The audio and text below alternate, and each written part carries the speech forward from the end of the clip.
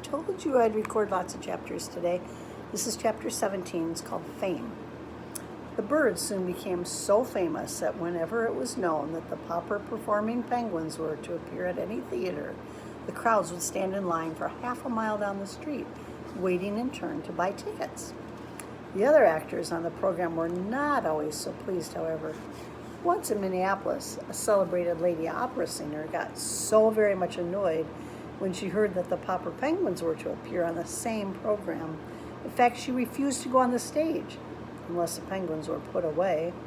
So the stagehands helped Mr. and Mrs. Popper and the children get the birds off the stage and downstairs to a basement under the stage, while the manager guarded the stage entrance to make sure the penguins did not get past. Down in the basement, the birds soon discovered another little flight of steps going up, and in another minute the audience was shrieking with laughter as the penguins' heads suddenly appeared one by one in the orchestra pit where the musicians were playing. The musicians kept on playing, and the lady on the stage, when she saw the penguins, sang all the louder to show how angry she was. The audience was laughing so hard that nobody could hear the words of her song. Mr. Popper, who had followed the penguins up the stairs, stopped when he saw that it led to the orchestra pit. "I don't think I'm supposed to go up there with the musicians," he told Mrs. Popper. "The penguins did," said Mrs. Popper. "Papa, you better get them off before they start biting the pegs and strings of the fiddles," said Bill. "Oh dear, I just don't know what to do," said Mr. Popper, sitting down helplessly on the top step. "Then I will catch the penguins," said Mrs. Popper, climbing past him, with Janie and Bill following. When they saw Mrs. Popper coming after them, the penguins felt very guilty because they knew they did not belong there. So they jumped up on the stage, ran over the footlights, and hid under the singing lady's blue skirts. That stopped the singing entirely, except for one high, shrill note that had not been written into the music. The birds loved the bright lights of the theater and the great laughing audiences and all the traveling. There was always something new to see. From Stillwater out to the Pacific coast they traveled. It was a long way now to the little house at 432 Proudfoot Avenue, where the Poppers had had to worry about whether their money would hold out until spring. And every week they got a check for $5,000. When they were not actually playing in some theater or traveling on trains between cities, their life was spent in larger hotels. Now and then a startled hotel keeper would object to having the birds register there. "Why, we don't even allow lapdogs in this hotel," he would say. "Yes, but do you have any rule against penguins?" Mr. Popper would ask. Then the hotel keeper would have to admit that there was no rule at all about penguins. And of course, when he saw how neat the penguins were and how other guests came to the hotel in hope of seeing them, he was very glad to have them.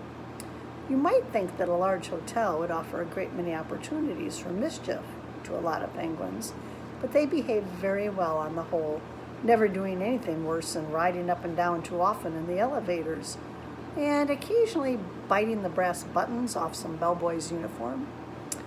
$5,000 a week may sound like a great deal of money, and yet the Poppers were far from rich. It was quite expensive to live in grand hotels and travel town in taxicabs.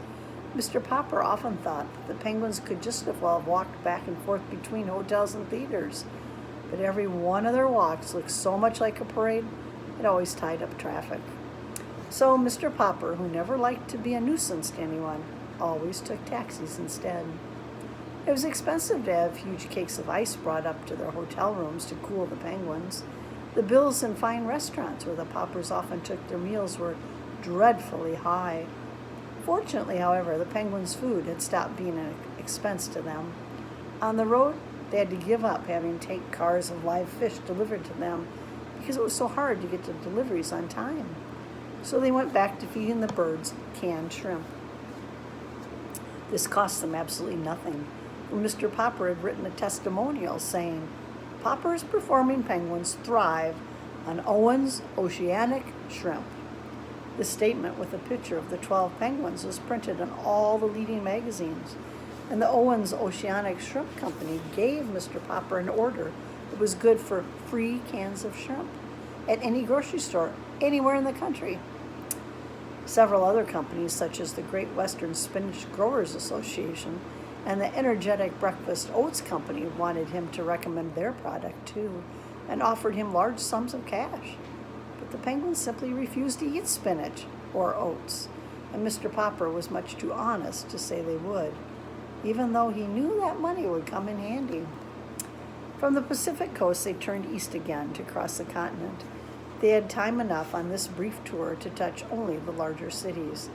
After Minneapolis, they played in Milwaukee, Chicago, Detroit, Cleveland, and Philadelphia. Wherever they went, their reputation traveled ahead of them. When, early in April, they reached Boston, huge crowds awaited them in the railway station. Up to now, it had not been difficult to keep the Penguins comfortable, but a warm spring wind was blowing from Boston Common, and at the hotel, Mr. Popper had to have ice brought up to his room in 1,000-pound cakes. He was glad the 10-week contract was almost up, and that the next week, when his birds were to appear in New York, it was the last. Already, Mr. Greenbaum was writing about a new contract. Mr. Popper was beginning to think, however, he'd better be getting back to Stillwater, for the Penguins were growing irritable. Chapter 18 is April Winds.